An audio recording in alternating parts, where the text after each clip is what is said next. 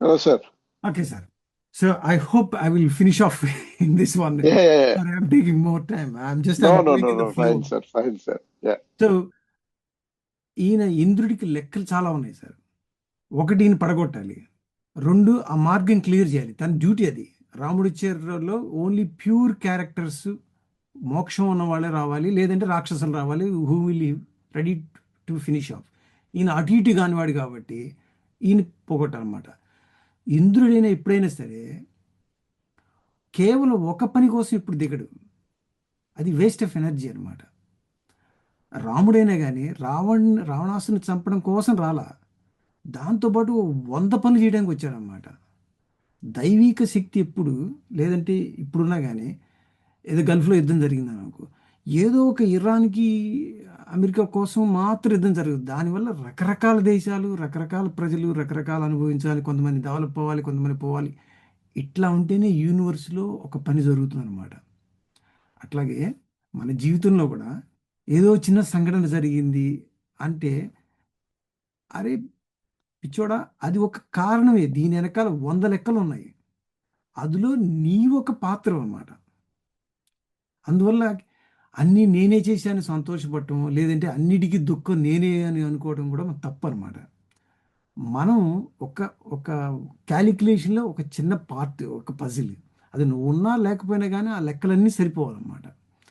అట్లాగే ఇంద్రుడి లెక్కల్లో ఈ పనిలో పని ఈయన కూడా ఒక లెక్కనమాట. అంతే తప్పించి ఈవిడ అందం కోసం అని చెప్పి ఆయన పని కట్టుకొచ్చే టైప్ కాదనమాట. ఎందుకంటే he is the supreme person. అప్పటికే ఎంతోమంది గంధర్వుల్ని వాళ్ళని కోతులుగా రెడీగా చేసి పెట్టాడు. ఓ పక్కనే ఋషులందరికీ వాళ్ళకి ఏర్పాట్లు చేశాడు. 100 పనులు చేస్తాడు. అందువల్ల సహస్రాక్షుడు అనమాట. అందులో గౌతముడు ఒక చిన్న పార్ట్ ఉఫ్ అని ఊదంగానే పడిపోయాడు అనమాట. అది ఆ లెక్క. సరే అండి, ఇంత బానే ఉంది. అంత ఉఫ్ అని పడిపోయేవాడికి మనం ఎందుకు చదువుకోవాలి? ఇట్లాంటి ఉఫ్ అని పడిపోయేవాడు వందల మంది ఉంటారు కదా! దీనిలో పెద్ద తమాషా ఏం లేదు కదా! అంత గొప్పదనం ఏముంది? గొప్పదనం ఇక్కడుందనమాట. గౌతముడు ఏం శాపం పెట్టాడు? వర్ష సహస్రాన్ని, వేల సంవత్సరాలు నువ్వు అట్లా పడిపో అన్నాడు. ఆయన లెక్కేంటంటే, అంటే ఒక ఫార్ములా డ్రైవరు, ఫాస్ట్‌గా ఫార్ములా డ్రైవర్ ఉన్నాడు కదా! వాడు బహ్రెయిన్‌లో ఫార్ములా పోవడం కోసం చెప్పి ఒక టీచర్‌ని పెట్టుకున్నాడు. ఒక నెల రోజులు ఇంటెన్సివ్ కోచింగ్ తీసుకుందాం అని చెప్పి. ఈ ఇంటెన్సివ్ కోచింగ్ తీసుకుందాం అని చెప్పి బయలుదేరినవాడు. సరే స్టేడియంకి వెళ్ళాలి కదా వీళ్ళు. సో పక్కన కూర్చున్నాడు వాడు. వీడు తోలుతున్నాడు మరి డ్రైవర్. ఓ రెడ్ లైట్ చూడకుండా పోయాడు. ఓ జీబ్రా క్రాస్ దగ్గర ఎవరు క్రాస్ అవుతుంటే వాళ్ళ దగ్గర సడన్ బ్రేక్ కొట్టాడు అనమాట. ఈ పక్కన గురువుకి కాలిందనమాట. రే ఫార్ములాస్ డ్రైవర్స్ ముందు అసలు నీ లైసెన్స్ క్యాన్సిల్ చేసి నువ్వు పోయి థీరీ టెస్ట్ పాస్ అయ్యాపు. థీరీ పాస్ అయ్యి మళ్ళీ లైసెన్స్ తీసుకొని తర్వాత వద్దు కానీ అన్నాడు. అరే నెల రోజుల్లో ఎగ్జామ్ పెట్టి కాంపిటీషన్ పెట్టి జాంతనే డోర్ వేసి వెళ్ళిపోయాడు అనమాట. అయితే ఫార్ములా లెవెల్‌లో డ్రైవర్ అనంగానే వాడికి థియరీ పాస్ అవ్వటం ఇది పెద్ద లెక్కేం కాదు కదా! సరే వాడు టకటక పాస్ అయ్యాడు. తర్వాత వచ్చి ఫార్ములాలో కొట్టుకొచ్చాడనమాట. ఇదే ఇక్కడ అహల్యకనమాట. గౌతముడు నువ్వు వేల సంవత్సరాలు అట్లా పడి ఉండమన్నాడు. ఆవిడ 100 సంవత్సరాలు కూడా కాల. ఎట్లా చేసుకుందంటే మనం ముందే చెప్పుకున్నాం, వీళ్ళకి శతానంద అనే ఒక పిల్లవాడు ఉన్నాడు. రాముడు ఇక్కడి నుంచి మిథిలకి వెళ్ళాడు. మిథిలకి వెళ్ళంగానే ఈ అబ్బాయి వస్తాడనమాట. వచ్చి మా అమ్మ దర్శనం రామ దర్శనం అయిందా అంటాడు. ఇక్కడ విశ్వామిత్రుడు అంటాడు, అందరు రామ దర్శనం అయింది, అందరికీ అన్ని సంతోషం జరిగింది అంటాడు. ఓ థ్యాంక్ యూ వెరీ మచ్ మా అమ్మ అయిపోయింది. అరే అప్పుడు ఈ అబ్బాయి ఎన్నేళ్ళ వయసు ఉండాలి? మహా అయితే 10-20 సంవత్సరాలు. వేల సంవత్సరాలు ఈవేళ అబ్బాయి అనమాట, ఇంకా యంగ్స్టర్. అంటే ఈ వేల సంవత్సరాలు అయితే ఈ ఆశ్రమం ఇట్లా ఉంటుంది. అది అసలు నామరూపాలు లేకుండా పోతుంది కదా! అసలు అక్కడ నథింగ్ లే. ఓన్లీ ఏంటంటే పిచ్చిగడ్డి అవన్నీ అన్ని బాగా పాడుపడిందండి. అంటే వేల సంవత్సరాలు తపస్సు చేస్తే గాని సాధించలేనటువంటి స్థాయి ఈవిడ అతి కొద్ది సమయంలోనే మొత్తం బాటమ్ నుంచి టాప్ దాకా వెళ్ళిపోయింది అనమాట ఈవిడ. అంటే సాధకుల్లో అల్టిమేట్ అవటంతో ఆవిడికి పరబ్రహ్మకి తేడా లేకుండా అయిపోయింది. సహస్రావం దాటి వెళ్ళిపోవడంతో ఇప్పుడు చూడండి తమాషా. రాముడు విష్ణు యొక్క ఒక అంశ, టోటల్ విష్ణు కాదు. మహావిష్ణువు పెద్ద అయితే మహావిష్ణువులో ఒక అంశ రాముడు, ఇంకో అంశ లక్ష్మణుడు, భరతుడు. ఇవి ఉన్నాయి. అంటే మహావిష్ణువుతో రాముడు కాస్త తక్కువ. కానీ ఈవిడ ఎక్కడ వెళ్ళింది? ఈవిడ పరమాత్మ స్థాయికి వెళ్ళింది.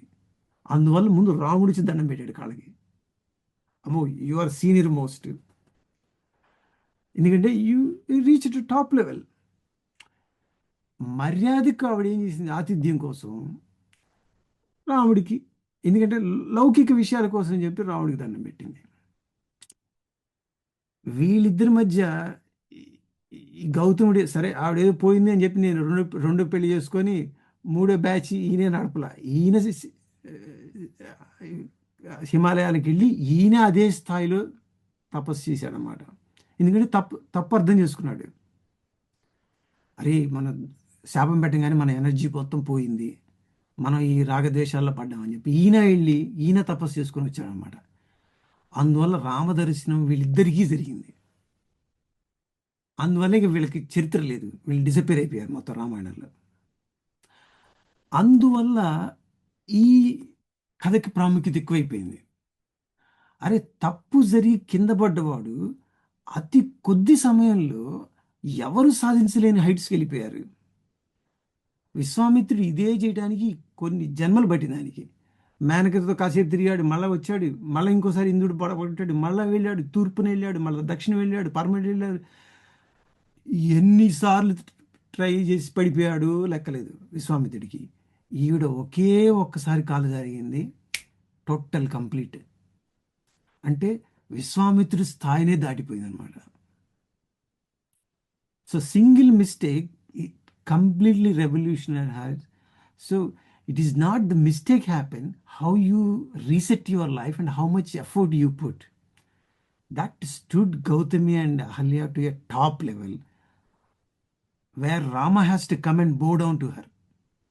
అక్కడికి వెళ్ళి శబరి కాళ్ళు పట్టుకోవాలి రాముడు, ఇక్కడ అహల్య కాళ్ళు మాత్రమే పట్టుకున్నాడు అనమాట. సో అక్కడ అహల్యకు మోక్షం, అక్కడ శబరికి మోక్షం ఇచ్చాడు, ఇక్కడ మోక్షం గీక్షం లేదు. వీళ్ళు ఆల్రెడీ దాటిపోయారు అన్నమాట. వీళ్ళు ఇంద్రుడు ఏం చేశాడు? అక్కడికి వెళ్ళి వాళ్ళతో చెప్పాడు, వాళ్ళ గ్యాంగ్తో, మన ప్లాన్ సక్సెస్ అయింది. ఆవిడ వెళ్ళైతే గిలిగింతలు పెట్టగానే నేను అనుకున్నట్టు ఒక రకంగా చూడండి. సపోజ్ వచ్చిన వాడు కేవలం ఆవిడ మీద మోహంతోనే వచ్చాడు అనుకోండి, ఈ గడ్డలు పెట్టి రావడం ఏమైనా అవసరం ఉందా? డైరెక్ట్గా మొత్తం ఆవిడ కనుక పడగొట్టాలంటే అదే రకంగా సెంటేసుకొని ఆభరణాలు ఏమైతే ఇంకా తొందరగా పడిపోతుంది కదా. ఈ గెటప్ అది ఎందుకు? వచ్చిన వాడిని నన్ను గుర్తుపట్టగలదు అనే కదా. ఇక నేను ఋషిని, నేనే నీ భర్తను అని ఇట్లా ఏం చెప్పలే, డైరెక్ట్గా దిగిపోయాడు అనమాట. నేను వచ్చింది ఇందుకే అన్నాడు. అంటే ఈయనకి తెలుసు ఆవిడ ఈజీగా గుర్తుపడుతుందని. ఈజీగా గుర్తుపట్టే ఆవిడ ఈ వేషాలు ఎందుకు అంటే, ఇదే రకంగా లేదు, అదృశ్య పొమ్మన్నాడు, తొందరగా పోమంది కదా, హూమ్ ఫట్ అనగానే డిసప్పేర్ అయిపోవచ్చు కదా, మళ్ళీ ఇంట్లోంచి బయటికి నడుచుకుంటే వెళ్ళటం ఎందుకు?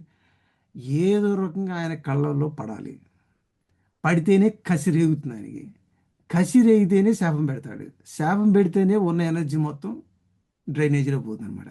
అయితే ఏ రేంజ్లో వరే శాపం పెట్టగలడు, మనకి ఎంత లెవెల్ హార్మ్ జరుగుతుంది, బ్యాకప్ ప్లాన్ మనకి ఉంది, చక్కగా లెక్కలు వేసుకుని దిగాడనమాట. అనుకున్నది అనుకున్నట్టు 100% జరిగింది. శాపం పెట్టాడు, కరెక్ట్గా వాళ్ళ దగ్గరికి వెళ్ళాడు అనమాట. డాక్టర్ దగ్గరికి వాళ్ళ దగ్గరికి వెళ్ళి, అరే మన అనుకున్నట్టు ప్లాన్ జరిగింది, ఇక్కడ శ్లోకం చెప్తాడనమాట. తస్మాత్ సురవరా సర్వే సర్ష సంఘాత్ సచారణా సురస్యాకరం సర్వే సఫలం కత్తుమర్హద.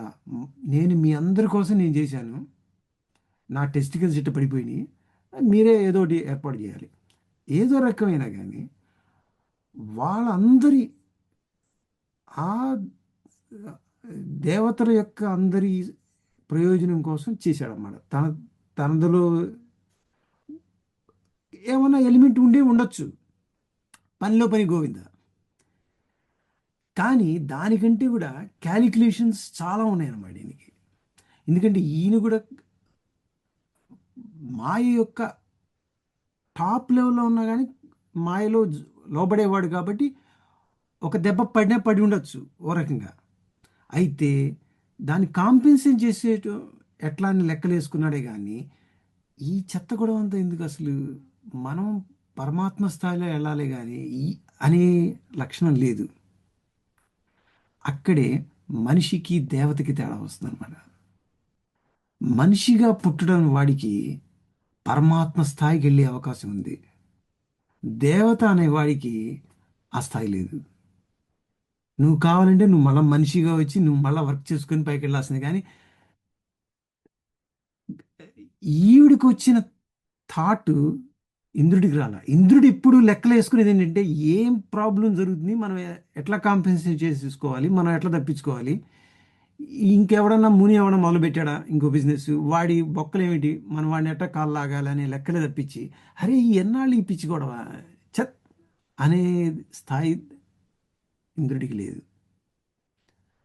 అందువల్ల ఈ ఋషులు వీళ్ళందరూ దేవతలు కూడా వాళ్ళు వాళ్ళు వాళ్ళు మనకి అసలు మనకు వద్దు. లెటస్ పుట్ పరమాత్మ, లెటస్ పుట్ మోక్ష అనుకుంటాం. లేదు, పారమార్థికంగా మనకి ఏమైనా కావాలంటే నోములు పూజలు వ్రతాలు మనం చేసుకొని జాబులు అది ఇది మన దేవతల నుంచి మనం తెప్పించుకుంటాం. కానీ మనిషిలో ఉన్న గుణము, మనిషిలో ఉన్న అడ్వాంటేజ్ ఏంటంటే you can cross over this మాయ.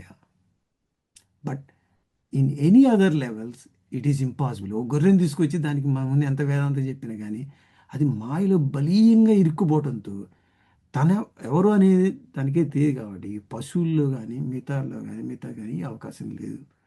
అది మనకు ఓ రకంగా అర్థం చేసుకోవచ్చు. వాళ్ళన్నారే నో ప్రాబ్లం, మనకి ఆ, ఈ యజ్ఞాల్లో ఒక మేకనేస్తారు, దాని వృషణాలు తీసి నీకు అతికిస్తాము. అరే ఆ లెక్క సరిపోలేదే మళ్ళా. ఈ- ఎన్ని ఉన్నాయి ఏనుగు పెట్టుకోవచ్చు ఇంకా పెద్దవి. ఏ ఈ మధ్యలో మేక మేక యొక్క అంటే పురుషుడు అంటే పొట్టేలు అనుకుంటా. అని ఇప్పుడు మనకు అంత అవసరం అదే అని మీరు అనొచ్చు. కానీ కాస్త అసంబద్ధత ఉంది కాబట్టి కాస్త మనం టచ్ చేసి వెళ్దాం, మనకి కంప్లీట్ చేద్దామని. నేను దీన్ని మనం వేరే స్థాయిలో మనం వేసుకెళ్ళచ్చు అనమాట. నేను జస్ట్ కాస్త రీసెర్చ్ చేసినట్టు ఉన్న జంతువులందరిలో కల్లా ఈ మేక పొటేల్ టెస్టికల్స్ అనమాట పెద్దవి. ఊరిక దీనికంటే ఒంటి చాలా పెద్దవి, ఏనుగు పెద్దవి, మా ఇంటి పక్క ఆయనకి ఎందుకంటే పెద్దవి ఉన్నాయి, నువ్వు పొటేలు అంటావు నేను మీరు అనొచ్చు. కానీ తన శరీరంతో కంపేర్ చేసుకున్నప్పుడు, వృషణాల సైజు కంపేర్ చేసుకున్నప్పుడు తన సైజు కంటే కూడా పెద్దవి అనమాట ఇది. మళ్ళీ ఇంద్రుడు ఏంటంటే అన్నిటికంటే బెస్ట్ కావాలన్నాడు కాబట్టి జంతువుల్లో కానీ మనుషుల్లో కానీ ఎవరు చూసుకున్నా ఇదే హైయెస్ట్ బెస్ట్ కాబట్టి దాన్ని తీసుకొచ్చి పెట్టారు. అది ఒకటి అర్థం. అది ప్రాథమిక స్థాయిలో. నెక్స్ట్ లెవెల్ స్థాయిలో ఇది వెళ్తే కనుక ఇది ఈ అజం, ఈ మేక అజం అనేది అగ్నికి సంబంధమైంది అనమాట. అగ్నిదేవుడికి సంబంధమైంది. సో అగ్నిదేవుడి యొక్క ఒక భాగాన్ని మళ్ళా తీసి ఇంద్రుడికి ఇచ్చారన్నమాట. ఈ దేవతల యొక్క జననం ఎలా ఉంటుందంటే, సృష్టికరణ ఎట్లా ఉంటుందంటే, ఇప్పుడు దుర్గాదేవి ఒక రాక్షసుని చంపడానికి మహిషాసుర మర్దని గాటి ఒక దుర్గాదేవి వచ్చింది అనుకోండి, ఓ మహిషుడు అనే రాక్షసు చంపాలి. ఆ శక్తిని క్రియేట్ చేయాలన్నప్పుడు ఆ శక్తి రావడంతో అన్ని రకాల దేవతలు వాళ్ళ వాళ్ళ ఆయుధాలు ఇస్తారన్నమాట. ఆ శక్తి ఆ పని చేయటం కోసం పుట్టిన తర్వాత మళ్ళా ఆ శక్తులు ఆయా దేవతల్లోకి వెళ్ళిపోతాయి. ఈ దేవతలు మూడు రకాలుగా పుట్టిస్తారన్నమాట. ఒకటి మానసికం, వాళ్ళు అనుకున్నప్పుడు వాళ్ళలోంచి ఒక శక్తి బయటకు వచ్చి, ముఖ్యంగా శివుడు అనమాట తన జటాజుటంలోంచి ఒక ఒక రాక్షసుని, ఒక కృత్తిని, కుబ్జిని ఒకటి సృష్టిస్తాడనమాట. అదో రకంగా తన శక్తి దానిలోకి ప్రవేశపెట్టడం, తనే ఓ రకంగా డివైడ్ అయిపోవడం, లేదంటే తన ప్రేరణతో వేరొక జంతువులో పుట్టించడం. ఒక రకంగా ఇప్పుడు మన కుంతి అనుకున్నాం కదా, వాళ్ళు వచ్చి చూడంగానే వీళ్ళకి అవటం అనేది రకరకాలు. ఇప్పుడు ఏమైంది, ఇంద్రుడిలో అక- చాలా చక్కగా చేశాడు పదం. అఫలు కృతుడుగా అన్నాడు, అంటే నువ్వు ఫలాలు ఇవ్వడానికి అనర్హుడుగా అన్నాడు. అంటే డైరెక్ట్గా వృషణాలే అనొచ్చు కదా, సాంస్క్రిట్ వర్డ్ లేకపోవడం వల్ల. కానీ ఫస్ట్ వేసిన పదం అదనమాట. అంటే ఇక నుంచి నీ యజ్ఞంలో నువ్వేమన్నా నీకెవరన్నా ఆహుతులు ఇస్తే వాటి యొక్క ఫలితం నువ్వు ఇవ్వటానికి అర్హత కోల్పోతావు. ఎందుకంటే ఒక ఈ ఒక దేవత, ఒక దేవుడు దేవత అదే స్థాయిలో నిలబడాలంటే వాళ్ళు మానవులు ఇచ్చే ఆహుతులు తీసుకోవాలి, వాళ్ళ ఫలితాలు వాళ్ళకి ఇస్తూ ఉండాలన్నమాట. ఎప్పుడైతే అవి ఆగిపోతాయో వీళ్ళు బలహీనలైపోతారు అనమాట. ఎప్పుడైతే ఇంద్రుడి ఫలితాన్ని ఇవ్వటానికి అనర్హుడైపోతాడో ఆయనకి ఆహులు ఇవ్వడం అనేది తగ్గిపోతుంది, ఆయన పోస్ట్ పడిపోతూ ఉంటుంది అనమాట. ఆ రకంగా ఆయన శాపం పెట్టాడు. నువ్వు ఇదంతా చూసుకునే కదా నువ్వు ఈ ఆటలు ఆడుతుంది, ఇక నిన్ను వీక్ అయిపోవడానికి ఇదే పద్ధతి, ఇక నువ్వు ఎవరికి నువ్వు ఈ, అనుగ్రహం చేసే శక్తి నీకు లేకుండా పోతుంది అనే లెవెల్లో ఆయన కొట్టాడనమాట. దీని కాంపెన్సేషన్ ఏం చేశాడు ఆయన, ఎవరైతే అగ్నికి ఇస్తారో దానిలో పార్ట్ నాకు ఇవ్వమన్నాడు. ఎందుకు, నేను నీకోసం ఏదో చేసింది. ఆయన లెక్క ఏంటంటే మహా అయితే ఈయన ఎక్కడ కొడతాడు దెబ్బ, అది మన వాళ్ళతో కాంపెన్సేట్ చేసుకుంటే సరిపోతుంది. గౌతముడికి ఎంతవరకు శాపం పెట్టగలడో ఈ లెక్కలేవో ఆయన తెలుసు. మ్యాక్సిమం ఎంత పోతుంది అసలు, ఓ 10,000 బిజినెస్, 10 షిప్పులు మనం చేస్తున్నాం, ఓ షిప్ పోయిందా, పోయింది, వేరే షిప్ వేసుకుందాం సరిపోతున్నాయి అనే ఒక రకంగా లెక్కలు అనమాట. ఈ అగ్ని ఆయనకి సహాయం చేశాడు. సరే, ఇంద్రుడి గొడవ అది. అయితే పశ్చాత్తాపడటం, తన ప్రవృత్తిని మార్చుకోవటం, ఇవన్నీ విరక్తి కలిగి మనం పైకి వెళ్ళటం అనేది ఆ ఇంద్రుడి లెక్కలకు రాలేదన్నమాట. అట్ ద సేమ్ టైం రాముడికి కావాల్సిన లైన్ అంతా క్లియర్ చేసి పెట్టాడు అనమాట. తన డ్యూటీలన్నీ కరెక్ట్గా చేసుకొచ్చాడు అనమాట. ఎక్కడ ఇన్ఎఫిషియెంట్ పీపుల్, ఇన్ఎలిజిబుల్ పీపుల్ ఎక్కడ రాముడి పాత్రలోకి కనీసం మన మోడీ వెళ్తున్నాడు మనం వెళ్ళి హలో సార్ అని షేక్ హ్యాండ్ ఇస్తే వాడు సెక్యూరిటీ గార్డు ఊరుకుంటాడు, మనం దూరంలో పెడతాడు అనమాట. ఎవరు దగ్గరకు రాకూడదు, రావాలని సెక్యూరిటీ చూసుకోవాలి. రాముడితో సంబంధం లేదు, అది ఇంద్రుడి పని, ఇంద్రుడు చక్కగా చేసేసాడు. అదే వెన్ దే ఆర్ ఎలిజిబుల్, ఇంద్రుడి అవసరమే లేదు ద మూమెంట్ విశ్వామిత్రుడితో వచ్చాడు. ఇంకా మనం, నేను చెప్తా కదా, మనం ఎంత తవ్వితే మనకి అంత పడుతుంది. సరే అనుకున్నప్పుడు డైరెక్టర్ రాముడు రావచ్చు కదా, మధ్యలో విశ్వామిత్రుడు తీసుకురావడం ఎందుకు అంటే, నువ్వు సాధన చేస్తూ ఉంటావు, ఏదో మంత్రాన్ని తీసుకొని నువ్వేదో సాధన చేస్తూ ఉంటావు, అంతవరకే నీ పని. ఏ దేవతని నీ దగ్గరికి తీసుకురావాలో, ఎప్పుడు నీకు మోక్షాన్ని లేదంటే ఎప్పుడు నీకు ఫలితం ఇవ్వాలి, అంత గురువు పని. ఎక్కడో రాముడు మెయిన్ రోడ్లో పోతున్నప్పుడు ఈ విశ్వామిత్రుడు ఏమన్నాడు, మనం ఈ వనంలోంచి వెళ్దా అన్నాడు. మనం డైరెక్ట్గా అడ్డే వెళ్దామంటే వీళ్ళు ఇక్కడే ఉండేవాళ్ళు మనం. ఏ గురువు ఏ దేవత యొక్క ఉపాసనని ఏ శిష్యుడికి అందించాలనేది గురువు బాధ్యత. శిష్యుడు ఏం చేయాలంటే ఆ జపమాలు తిప్పుతుండే, మిగతావన్నీ కాస్మిక్ ఎనర్జీ అవన్నీ వాటి పనులు అవి చేసుకుంటూ వెళ్ళిపోతూ ఉంటాయి అన్నమాట. ఈ జపమాల పక్క పడేసి గురువులు పక్కనే తిరిగామనుకోండి, ఈ గురువు సరిపోలేదు, ఆ గురువు సరిపోలేదు, ఆ గురు ఇది వేరే, హిమాలయ గురువు బాగాలేదు అని చెప్పి ఈ గురువులు వెనకాల తరగతి తగ్గి జపమాలు తిరిగే తక్కువ అనమాట. దేవుడు రాడు, గురువు పోడు, మనకి జపమాల తిరగదు. ఇటు శిష్యుడైన వాడు లేదంటే సాధకుడైన వాడు, నువ్వు కూర్చొని జపమాల నీ చేస్తూ ఉండు, దేవతలు నీ దగ్గరికి వచ్చి నీ కాళ్ళ మీద పడతారు. ఆంజనేయ స్వామి ఎక్కడో చిత్రకూట పర్వతంలో ఆ కిష్కింధలో ఎక్కడో కూర్చున్నప్పుడు రాముడే వచ్చారన్నమాట. ఎక్కడో వనంలో ఎవరు చూడని ప్రదేశంలో శబరి కూర్చొని ఏదో జపమాల తిప్పుకుంటే రాముడే అక్కడికి వెళ్ళాడు అనమాట. దేవుడు సాధకుడి దగ్గరికి వెళ్తాడు తప్పించి మనం 500 క్యూలోను 2000 క్యూలోను మనం పరిగెత్తాల్సిన అవసరం లేదు. సాధనా బలం పర్ఫెక్ట్గా ఉన్నప్పుడు అని మనకి ఈ ఈ ఈ అహల్య వృత్తాంతంలో మనకి రాముడు వచ్చి ఆవిడ కాళ్ళకే దండం పెట్టడం అనేది, అది చట్టం అనేది జరుగుతుంది అనమాట. సో మనం ఒక రకంగా సమ్మరైజ్ చేసుకున్నప్పుడు దీని తప్పులెన్నో ఒప్పులెన్నో నాకు తెలియదండి, నా మనసుకు తోచింది చెప్పాను. మేబీ ఒక్కటి అరన ఏదన్నా ఒకటి కరెక్ట్ అయి ఉండొచ్చు. మిగతావన్నీ అంతగా ఉన్నా కానీ ఒకటి తప్పు జరగడం సహజం. సరిదిద్దుకోవటం, పక్కగా సరిదిద్దుకోవటం అనేది ఒకటి.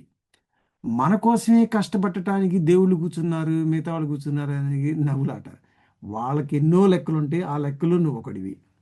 లేదు ఈ రాముడికి మనం పూజ చేస్తే మనకేవో కష్టాలు వస్తున్నాయి అంటే ఆ లెక్క కాదు. నువ్వు సరికేసుకొచ్చావు జన్మ జన్మల నుంచి, అవన్నీ క్లీన్ చేసుకోవడంలో వచ్చే ప్రాబ్లమ్స్ ఏవి తప్పించి ఇంకోటి ఏం కాదు. ఆ, అంతవరకు మన లెక్చర్స్. తర్వాత ప్రాథమిక స్థాయిలో తీసుకుని ఏ వ్యవస్థలో ఉన్నప్పుడు ఆ వ్యవస్థ యొక్క ప్రాథమిక లక్షణాలు అనేవి నువ్వు డ్యూటీలను నిర్వర్తించాలి. నువ్వు భార్య, సంసారం ఇది అన్నప్పుడు నువ్వు పప్పు ఉప్పు చింతపండు అవన్నీ నువ్వు తీసుకురాకుండా నువ్వు ఎప్పుడు హోమంలో కూర్చుంటానంటే కనుక దెబ్బలు పడతాయి, అల్లకలాలు అవుతాయి. కాబట్టి నువ్వు ఎంచుకున్నప్పుడే రెస్పాన్సిబిలిటీ ప్రాపర్గా చేసుకోవాలి. అదిలో ఉన్నప్పుడు నేను ఆఫీస్లోకి శాలరీ తీసుకుంటా, నేను ఇంట్లో కూర్చొని చెప్పమాలి చెప్తానంటే ఆ పని అడవు. నేను తిప్పేది చెప్పమాలే కదా శాలరీలకి. అది తీసుకున్నప్పుడు ఆ పని చేయి. రామదాస్కి దెబ్బలు ఎందుకు పడ్డాయి? ఆయన కంచర్ల గోపంలో తహసీల్దారు. అందరు డబ్బులు కలెక్ట్ చేసుకోవాలా, తీసుకెళ్ళి రాజుకి ఇవ్వాలి. నువ్వు ఒప్పుకున్నావా లేదా జాబ్కి? ఒప్పుకున్న వాడిని తీసుకెళ్ళి టెంపుల్ కడతానంటే రాముడు ఎందుకు ఒప్పుకుంటాడు? అది నువ్వు కట్టుకున్నావు కదా, తప్పని చేసి నన్ను రక్షించమంటే ఎట్ట అంటారు? అదేం కాదు, ముందు ఆ అకౌంట్ అంతా అక్కడ తీర్చు. దెబ్బలు తిని తిని తిని 14 ఏళ్ళు 15 ఏళ్ళు ఆ అకౌంట్ అంతా అయిన తర్వాతే రాముడు వచ్చాడు అనమాట. ఇక్కడ రాముడు పర్ఫెక్ట్ దయాదాక్షిణ్యాల అట్లా చూపించేటట్లు రాముడు కాదు. లెక్కకు లెక్క సరిపోతేనే రాముడు అనమాట. సో ఆ రామతత్వంలోంచి అలా రకంగా తీసుకునే కానీ ఇంకొక లాస్ట్ ఈ వీడియో ఎలగొట్టేదాకా మనం అటు ఇటు చూసుకుని వెళ్దాం. ఇదే మారు వేషంలో ఇంకో సంఘటన జరిగింది. రావణాసురుడు కూడా గడ్డం పెంచుకొని సీతాదేవి దగ్గరికి వచ్చాడు అనమాట. ఏదో వేదం చదువుకుంటూ భిక్షుకుడు లాగా వచ్చాడనమాట. ఈయన గడ్డం ఆ, పెట్టుకొని ఈయన భర్తలాగా ఈవిడ వచ్చాడు. మరి అహల్య ఒక్క సెకండ్లో అందుకుందే. అహల్య కంటే ఎన్ని రెట్లు సీత రావణాసుని కనుక్కోలేకపోయిందా? అది అసంబద్ధంగా లేదు. ఆవిడ రాముడికే పత్ని ఆవిడ. అల్లాటప్ప రావణాసుని కనుక్కోలేకపోతుందా చెప్పు? అంటే సీత యొక్క స్థాయి ఎలాంటిది? అరే నేను వచ్చిందే నిన్ను నాశనం చేయడానికి. నేను నీకోసమే వెయిట్ చేస్తున్నాను, నువ్వు వస్తేనే నిన్ను తగలబెట్టడానికి. కానీ అది లక్ష్మణ్ అందుకోలేకపోయాడు అనమాట. అందువల్ల లక్ష్మణుడు అక్కడక్కడ తిరుగుతుంటే నువ్వు పో నువ్వు పో, మేన దగ్గర పో మేన దగ్గర పో అని నెట్టేసింది ఆవిడ. ఆవిడ మహామాయ. ఆ మహామాయ యొక్క ప్లాన్లు అందుకోవటం అనేది కేవలం ఆంజనేయ స్వామి కొద్దిగా తెలిసిందనమాట. ఈవిడ మహామాయ అనేది విభీషణికి కొద్దిగా తెలుస్తుంది అన్నమాట. ఎట్లాగంటే, అమ్మ రాముడు పిలుస్తున్నాడు నిన్ను, ఆ, సర్వాభరణాలతో నిన్ను అలంకరించుకొని రామన్నాడు. సర్వాభరణాలు ఏంటి, ఇన్నాళ్ళు నేను ఇక్కడ ఉండి నేను ఎట్లాగే వస్తాను పాత చీరలతో. అమ్మ మీ ఇష్టం, ఆ, మీరు ఎట్లా అంటే అట్లా ఆయన చెప్పాడు, మేము బట్టలు అని. సరే అయితే నేను వస్తున్నాను అంది. అదే లక్ష్మణుడు ఏమన్నాడు? లక్ష్మణ నువ్వు మీ అన్న దగ్గరికి పో, గొడవ అంటే అదేం లేదు, మా అన్నకేం కాదు, నువ్వు అరగకుండా ఉండు, మేము నువ్వు పో అని, నువ్వు కాదనేసి. ఈవిడ ఏమిటి, ఈవిడ మాయ ఏమిటి, ఈవిడ ఎందుకు వచ్చింది ఈవిడ, అది లక్ష్మణులకే లేదు. లక్ష్మణుడు కేవలం రాముడితో సేవలోనే నిమగ్నతో పక్కన మాయా జగజ్జని అర్థం చేసుకోవాలి. ఇది ఒక ఒక ఎగ్జాంపుల్ అనమాట. ఆఫ్టర్ ఆల్ అహల్యకే వచ్చిన వాడు ఇంద్రుడు అని చెప్పి అర్థం చేసుకోగలిగింది మహామాయ సీతకి అర్థం చేసుకోలేకపోతున్నారు రావణాసుడు వచ్చాడని. రావణాసుడికి అర్థం కాలేదన్నమాట. అరే నేను వెళ్ళి పడేది ఎవరితో, ఇంత పుణ్యం చేసుకుని నేను పోయి పోయి నేను మృత్యువులో పడుతున్నానే అన్నది రావణాసు అర్థం చేసుకోలేవు. కానీ సీతకు తెలియదు కాదు. సీత పర్ఫెక్ట్గా ప్లాన్ చేసుకొని ఈ లక్ష్మణుడు తెగ అడుగు తిరుగుతుంటే నువ్వు అడుగు అడుగు అడుగు నువ్వు అడుగు మీ అన్న దగ్గర పో మీ అన్న దగ్గర పో వీటి సంగతి నేను చూసుకున్నాను మీ అన్న దగ్గర పో అని చెప్పేసి లక్ష్మణ రామ ఇది అని చెప్పేసి కరెక్ట్గా వెళ్ళి ఎప్పుడైతే సీత కాలు పెట్టిందో వాడు సర్వనాశనం అయ్యాడు. వాడి ఐశ్వర్యం అంతం, ఆ రాజ్యం మొత్తం. ఎందుకంటే ఆవిడ వచ్చేదే నాశనం చేయడానికి వచ్చిన మహామాయ. ఇక వాడికి సంతోషం లేదు, సుఖం లేదు, ధనం లేదు, మానం లేదు, అభిమానం అన్నీ పోయినాయి, తుడిచిపెట్టిపోయినాయి. కాబట్టి ఈ మారువేషన్ అనేది చక్కగా కంపారిజన్గా పెట్టాడు అనమాట ఈయన. ఒకడిని 5 నిమిషాల్లో కనుక్కున్న ఈవిడ, మిగతా వాడు వచ్చిన తర్వాత ఆయన ఈ గడ్డాలు వేసుకొని వేదాలు చెప్పుకొని ఇంకా ఈయనైతే డైరెక్ట్ దిగిపోయాడు అనమాట. నేను ఇందుకో వచ్చానని. ఆయన అదేం చెప్పాల, నువ్వు ఎందుకమ్మా ఇక్కడ తిరుగుతున్నావు అది ఇది అని ఆ డైలాగ్స్ అవన్నీ నాకు తెలుసులేదు నువ్వు ఎందుకు. కాబట్టి సీతతత్వం అనేది కేవలం రాముడికి అర్థమైంది, కానీ మిగతా వాళ్ళకి మాత్రం ఒక పట్టాన అందలేదన్నమాట. ఓ ఓ పట్టాన జారి ఆంజనేయ స్వామి కూడా తడబడతాడనమాట. అమ్మ నేను వీపు మీద ఎక్కించుకొని తీసుకెళ్తాను అంటాడు. తీసుకెళ్ళినా నువ్వేం ఎక్కించుకెళ్తా, తీసుకెళ్ళి సముద్రంలో పడేస్తావేమోలే అని కరెక్ట్గా అనగానే ఈయనకి కొద్దిగా నన్ను తప్పుగా అర్థం చేసుకుంటే నా పవర్ ఎంత అని చెప్పి ఆ రేంజ్లో పవర్ చూపిస్తాడు అనమాట. ఇది పెద్దగా 5 నిమిషాలు అర్థం చేసుకుంటాడు. రే ఎవరితో డీల్ చేస్తున్నాం మనం, కావాలంటే ఈవిడే భస్మం చేసేస్తుంది వాడిని అని చెప్పి అరవకుండా తగ్గి, అమ్మ నీ ఇష్టం, నువ్వు ఏం చేయమంటే అది చేస్తాను. కాబట్టి ఇది ఎక్కడ వస్తుందంటే మంత్ర ఉపాసన చేసినప్పుడే కనుక మాయ అర్థం అవుతుంది. ఈవిడికి ఎట్లా వచ్చింది ఇంత పవర్? ఈ ఈ అహల్యకి భర్తతో పాటు ఒక రేంజ్లో సాధన చేయడంతోనే వచ్చినవాడు ఎవడు ఏమిటి కదా. ఈవిడ నిజంగా అయితే ఏం చేస్తుంది అంటే నీళ్లు తీసుకొని ఒక దుర్మాడ నువ్వు బండ అయిపోయావు అంటే వాడు అప్పుడే బండ అయిపోయేవాడు. సపోజ్ ఈవిడ దగ్గర ఇట్లాంటివి ఏమి దోషాలు లేకపోతే అసలు వాడు వచ్చేవాడు కాదు, ఇంకో టెక్నిక్ ఏదైనా చూసుకునేవాడు అనమాట. కాబట్టి ఉపాసనా బలంలో తనకు రాబోయేవి ఏమని తెలుసుకోగలిగిన శక్తి అది వస్తుంది. But that doesn't mean that he became 100% pure. అవన్నీ ఒక్కొక్క స్థాయి ఉపాసన గురించి. సరే సరే, బహుశా what is your comment sir? What you think? Is there anything? Comment చేయడానికి కూడా ఒక ఇది ఉండాలి సార్, వాళ్ళకి అంతా చెప్పింది వింటమే సార్. అదే కాదు, అది మీకు advantage, you can be neutral. అది మీరు చెప్పింది కరెక్ట్. ఎందుకంటే మీరు అంతకు ముందర నేను ఈయన మన చైతన్య ఆయన రామది పెద్దవాళ్ళు రకరకాల ఆయన కూడా సేమ్ ఇదే చేశాడు సార్. ఇలాగే ఆయన కూడా ఎక్స్ప్లెయిన్ చేశాడు అహల్య గౌతముడి స్టోరీని. ఆవిడికి తెలియదా వచ్చినోడు ఆడు కాదని, ఇంద్రుడు అని ఆవిడకి తెలిసే చేసింది, కానీ ఆవిడ మరి పతివ్రత ఎందుకు అయింది, అంత గొప్ప వచ్చిన ఆయన కూడా ఇలా ఎక్స్ప్లెయిన్ చేశాడు సార్. సో మీరు చెప్తున్నప్పుడు I was going back of ఆయన చెప్పింది కూడా ఎగ్జాక్ట్ గా ఆయన కూడా ఇలాగే చెప్పారు సార్. Thank you sir. సరే, చాలా రోజుల తర్వాత కలిసాం మనం మంచితో. అవును అవును, థ్యాంక్ యూ సార్. మీరు పాపం చాలా టైం తీసుకుని అందరికి మాకు ఎక్స్ప్లెయిన్ చేస్తున్నారు. Thank you so much. Next topic ఏంటి సార్, మీరే డిసైడ్ చేసుకోండి. నెక్స్ట్ టాపిక్ చాలా ఉంటుంది సార్. ఇది రామాయణంలో మనం ఎక్కడ ఎత్తుకున్నా కానీ రాముడు చిట్టుచాడు నిన్ను ఎందుకు కొట్టాడు అట్లా, కనీసం ఏది ఈ మన ఏ చిన్న టాపిక్ తీసుకున్నా కానీ దానిలో ఏదో పరమార్థం అనేది మనం నేర్చుకోవాల్సిన రామాయణం అనేది ఒక కల్పవృక్షం లాంటిది. మనకు కావాల్సినవి మనం తీసుకోవచ్చు. అట్లాగే నేను చెప్తాను ఇప్పుడు అహల్యది మీరు ఎట్లా పిక్ చేసుకున్నారు అట్లాగే ఇంకోటి కూడా పిక్ చేసుకోండి, ఒక డేట్ ఫిక్స్ చేయండి, then will join that also అంటారు. Sure, I will take another one which is not very clear why it is done. అది మిస్ఇంటర్ప్రిటేషన్ కి అవకాశం ఉన్నదాన్ని తీసుకోవాలి సార్. అదే మనకు తప్పుగా అర్థం చేసుకోవడానికి అవకాశం ఉన్న చోట మనం నిష్పాక్షంగా దాన్ని మనకున్న స్ఫురించేదాన్ని మీద. ఏవో sir, thank you so much అండి. Okay sir, I will share this video sir, so you can correct it if you look at back. Thank you sir. Good night. Sure sir, good night sir, bye by.